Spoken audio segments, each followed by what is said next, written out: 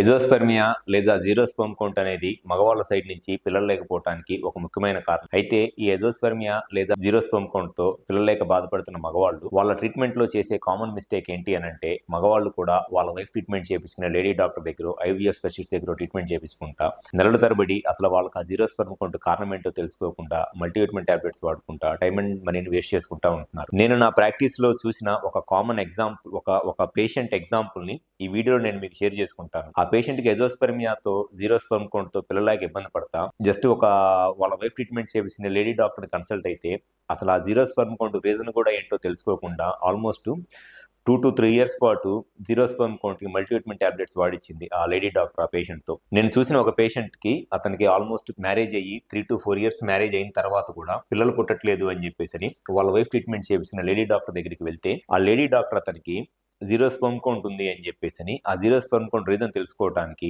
మైక్రోమోజోమ్ micro deletions, karyotyping, hormone టెస్ట్లు plus cement test, scanning అన్ని టెస్టులు చేసి స్పెర్మ్ కౌంట్ పెరగడానికి మెడిసిన్స్ ఇస్తానని చెప్పేసి 2 to 3 years మెడిసిన్స్ వాడిచ్చారు జీరో స్పెర్మ్ కౌంట్ కి. 2 to 3 years మెడిసిన్ వాడిన తర్వాత కూడా అతని స్పెర్మ్ కౌంట్ పెరగలేదు అని ఆఫ్టర్ మెడిసిన్స్ వాడిన తర్వాత 3 years తర్వాత నా దగ్గరికి వచ్చి కన్సల్ట్ అయితే అతనికి నేను క్లినికల్ గా ఎగ్జామినేషన్ చేసినప్పుడు అతనికి టెస్టిస్ సైజు ఇంత చిన్న సైజు ఉన్నాయి టెస్టిస్.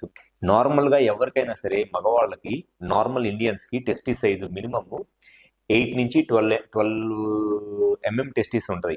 ఎవరికైనా టెస్టిస్ వాల్యూమ్ ఎవరికైనా సరే మినిమమ్ 8 to 12 cc టెస్టిస్ అనేది ఇండియన్స్ లో ఉండే నార్మల్ టెస్టిస్ సైజు.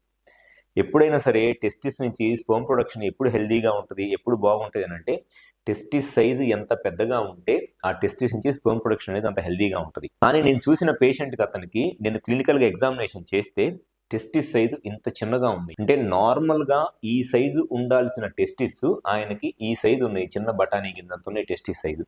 ఇంత చిన్న టెస్టిస్ ఆయనకి ఉండటానికి రీజన్ బై బర్తే ఈ టెస్టిస్ డెవలప్మెంట్ అనేది సరిగ్గా జరగలేదు.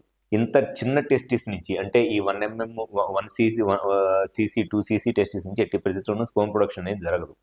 Testis size minimum 8 to 12 ml ఉంటేనే స్పెర్మ్ ప్రొడక్షన్ అనేది జరిగిద్ది. ఆ బేసిక్ క్లినికల్ ఎగ్జామినేషన్ కూడా చేయకుండా టెస్టిస్ సైజ్ ఎలా ఉంది అనేది కూడా చూడకుండా జస్ట్ స్పెర్మ్ కౌంట్ తక్కువగా ఉంది, మెడిసిన్స్ వాడుకుంటే కౌంట్ పెరగడానికి ఛాన్స్ ఉంటుంది అని చెప్పేసి 2 to 3 years ఒక 2 lakhs నుంచి 3 lakhs దాకా మనీ పెట్టి మల్టీవిటమిన్ టాబ్లెట్స్ వాడిచ్చింది ఆ లేడీ డాక్టర్. నేను క్లినికల్ ఎగ్జామినేషన్ చేస్తే ఈ సైజు ఉన్నాయి టెస్టిస్. దాని తర్వాత హార్మోన్ టెస్టులు చేపిస్తే సింపుల్ గా హార్మోన్స్ లో FSH హార్మోన్ ను నార్మల్గా ఎవరికైనా 2 to 5 ఉండాల్సిన FSH హార్మోన్ ను ఆ పేషెంట్కి 30 ఉంది. ఎప్పుడైనా సరే టెస్టిస్ సైజు చిన్నగా ఉండి ప్లస్ FSH హార్మోన్ అనేది 15 కన్నా పెరిగిపోతుంది అంటే దాని అర్థము టెస్టిస్ సరిగ్గా ఫంక్షన్ చేయట్లేదు, ఆ టెస్టిస్ నుంచి స్పెర్మ్ ప్రొడక్షన్ లేదు, స్పెర్మ్ ప్రొడక్షన్ రావడానికి కూడా ఛాన్సెస్ చాలా తక్కువ అని అర్థం. అది కూడా తెలియకుండా ఆ పేషెంట్తో 2 to 3 years మల్టీవిటమిన్ టాబ్లెట్స్ వాడిచ్చింది. సో అక్కడ మిస్టేక్ ఎవరిది అని అంటే ఆ లేడీ డాక్టర్ది కాదు, ఖచ్చితంగా ఆ పేషెంట్స్ది. ఆయనకు ఉన్న ప్రాబ్లంకి కరెక్ట్గా ఒక ఆండ్రాలజిస్ట్ని కన్సల్ట్ అయితే ఈజీగా క్లినికల్ ఎగ్జామినేషన్ చేసి టెస్టిస్ సైజ్ ఎలా ఉంది అండ్ సింపుల్ హార్మోన్ టెస్టులు చేసి ఈ టెస్టిస్ నుంచి స్పెర్మ్ ప్రొడక్షన్ ఎందుకు తక్కువగా ఉందని ఈజీగా చెప్పగలరు. కానీ ఆ లేడీ డాక్టర్ దగ్గరికి పోతే లేడీ డాక్టర్స్ పేషెంట్స్కి క్లినికల్ ఎగ్జామినేషన్ చేయరు. క్లినికల్ ఎగ్జామినేషన్ అంటే టెస్టిస్ని పట్టుకొని సైజ్ ఎంత ఉందనేది డైరెక్ట్గా పేషెంట్ని డాక్టర్ ఎగ్జామిన్ చేయటం. ఆ లేడీ డాక్టర్స్ టెస్టిస్ని పట్టుకొని ఎగ్జామినేషన్ చేయరు. ఒకవేళ వాళ్ళు చేస్తానని ఈ పేషెంట్స్ చేయించుకోరు. సో అక్కడ ఏమవుతుందంటే వాళ్ళకి టెస్టిస్ సైజ్ ఎలా ఉందనేది మిస్ అయిపోతారు. ఇంకొంతమంది ఏం చేస్తారంటే తెలివిగా లేడీ డాక్టర్లు టెస్టిస్ సైజ్ ఎంత ఉందో తెలుసుకోవడానికి సింపుల్గా ఈ స్క్రోటల్ స్కాన్ చేయించుకురండి అని చెప్తారు.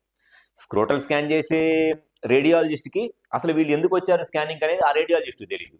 ఆ రేడియాలజిస్ట్ ఎంత మటుకి టెస్టిస్లో ఏమన్నా వ్యారికోసీల్ ఉందా, లేకపోతే టెస్టిస్లో హైడ్రోసీల్ ఉందా, హెర్నియా ఉందా అయి చెక్ చేస్తారులే కానీ టెస్టిస్ సైజ్ ఎలా ఉంది అండ్ టెస్టిస్ సైజ్ ఎంత ఉంటే స్పెర్మ్ ప్రొడక్షన్ ఉంటుంది అనేది ఆ రేడియాలజిస్ట్కి అనవసరం. రేడియాలజిస్ట్కి ఏంటంటే టెస్టిస్ ఎలా ఉంది అనేది స్కాన్ చేసి జస్ట్ రిపోర్ట్ ఇస్తారు.